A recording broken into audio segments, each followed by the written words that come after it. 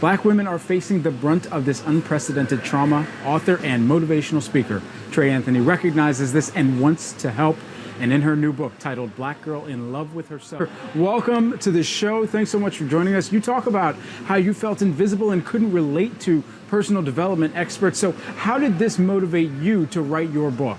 Well, for me, it was really about looking at what I felt was missing. And for me, what was really missing was that extra layer of being a Black woman navigating the world, especially in white spaces, and how that affects us and the daily microaggressions that we face, and those little microaggressions that keep happening over and over again that eventually become macro and affect our health and well-being. Yeah. As I mentioned in the book, Black Girl in Love with Herself, the best ways to do it is to really get rid of who we're supposed to be. For myself, when I was going through an awful breakup, I was a brand new mom to a 2-week-old baby. I had to move. I was in a pandemic. And I really just did not know how to seek help. Like, I really wanted to be that quote unquote strong Black woman. And I even had that in my ear at all times from my mother, who kept saying to me, you know, you got to be strong. You can't make this kill you. And I think that's the messaging that we get from so many as Black women, is that we've got to play into this trope of the strong Black woman. And that is actually killing us. A lot of us don't know how to be vulnerable. A lot of us don't know how to ask for help. And then a lot of us are doing this comparison game of who has it worse, where we're looking at, well, our mothers had it way worse than us. Our grandmothers had it way worse than us. So then how can we actually say that we need help and support when these women around us were not asking for support, and what we saw them do is manage and get through it?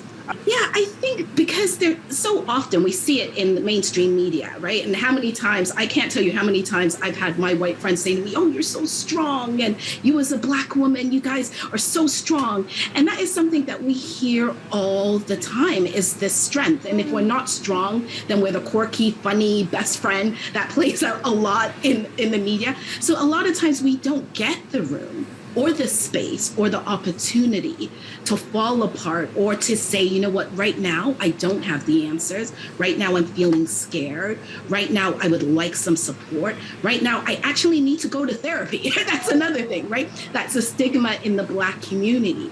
And so for me, it was really letting go of all of those things that I had heard who I was supposed to be as a Black woman, and say, no, at this point in time, I want to redefine how you see me, but also how I see myself, and be able to seek the help that I need, and be that mental health support, be it emotional support. It's around gathering all of the support that you can get as a Black woman to get you through hard times. How can the culture be more accepting and more destigmatizing of some of the tropes around mental health, and make sure that that is a welcome conversation, and that the help is more prominent within the culture as well going forward?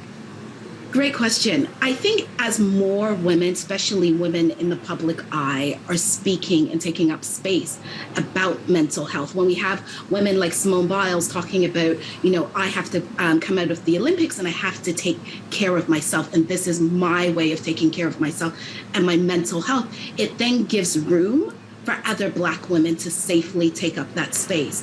As I mentioned in my book, Black Girl in Love with Herself, that even for myself, when I was going through all of this, and I was interviewing a psychiatrist around Black women and depression, she said a lot of times Black women don't recognize that they actually have depression. They think they are failing. And to be honest with you, as I was interviewing her and she was listing all of the 10 signs that Black women have who are going through depression, I realized that I had all those 10 signs, right? Wow. And I had not sought help. And as the psychiatrist mentioned to me, she said to me, a lot of times by the time Black women seek help for our mental health, a lot of times our symptoms are 10 times worse than our white counterparts. Wow. So we really have to learn to seek help earlier, and also to recognize when those around us need the help and support. Absolutely. Those are great tips. Trey, would love to continue this conversation. We got to have you back on. Trey Anthony, who is the author and motivational speaker, and you can buy her new book, Black Girl in Love with Herself.